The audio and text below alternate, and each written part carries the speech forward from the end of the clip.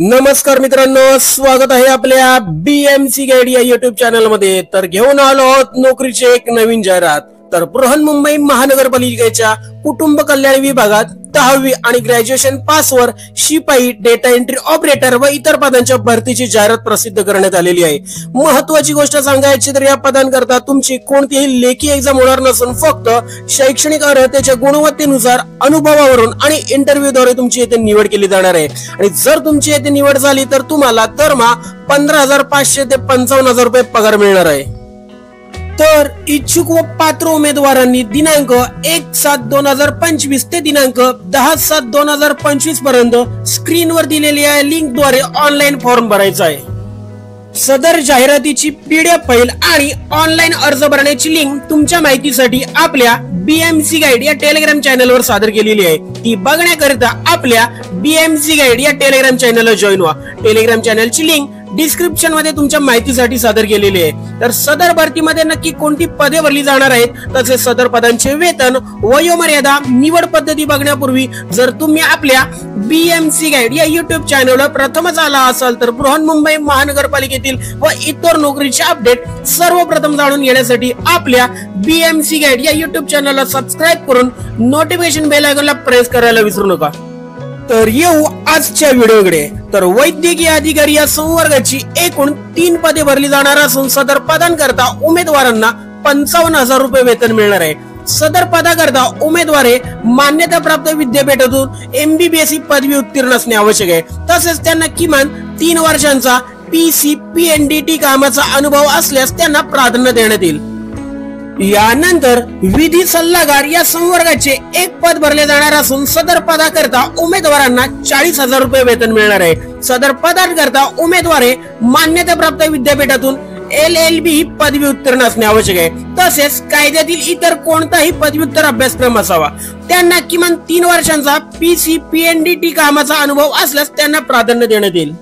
यानंतर संगणक चालक या संवर्गाची एकूण 2 पदे भरली जाणार असून सदर पदांकरता उमेदवारांना 18,000 रुपये वेतन मिळणार आहे। सदर पदांकरता उमेदवारे मान्यताप्राप्त विद्यापीठातून पदवी उत्तीर्ण असणे आवश्यक आहे।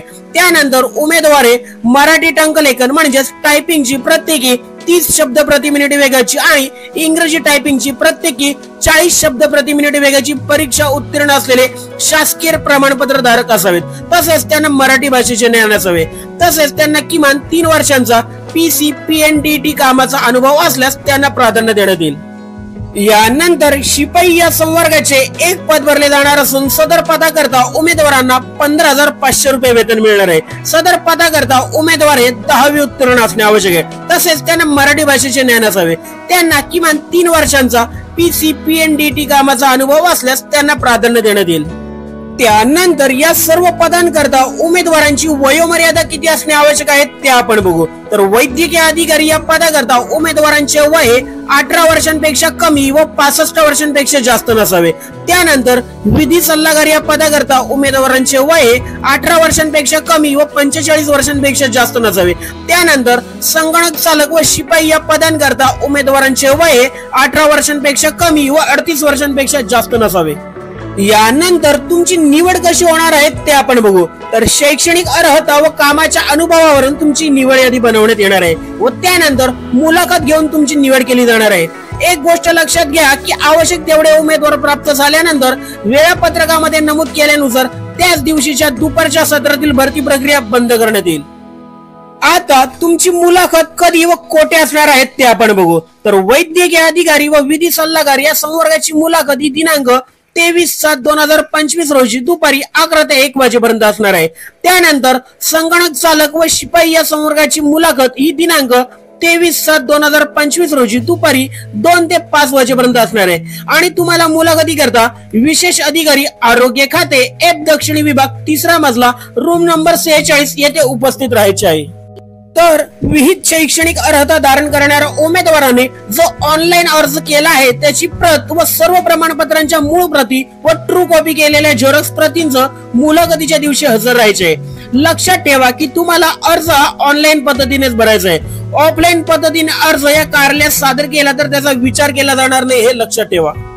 तर मित्रांनो, हा व्हिडिओ तुम्हाला आवडला असल्यास व्हिडिओला लाईक करून व्हिडिओ आपल्या मित्र परिवारांमध्ये नक्की शेअर करा, जेणेकरून सर्वांना या महत्त्वपूर्ण व्हिडिओची माहिती मिळेल। आणि कोणी नवीन प्रथमच आपल्या बीएमसी गाईड या युट्यूब चॅनलवर आले असतील तर बृहन्मुंबई महानगरपालिकेतील व इतर नोकरीबद्दलचे अपडेट सर्वप्रथम जाणून घेण्याकरता आपल्या बीएमसी गाईड या युट्यूब चॅनलला सबस्क्राईब करून नोटिफिकेशन बेल आयकॉनला प्रेस करायला विसरू नका। धन्यवाद।